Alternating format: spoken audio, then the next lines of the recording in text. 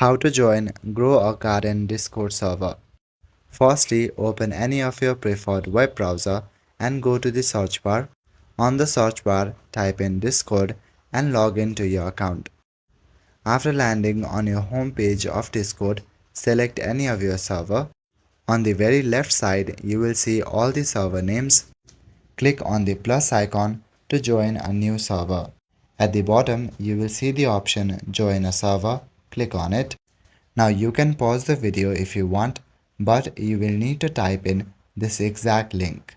Once you do that, then you will get access to the server. Now click on Next on that menu. When you do that, then you will land to Grow a Garden Discord server. Now this is actually the official Discord community for the Grow a Garden Roblox game.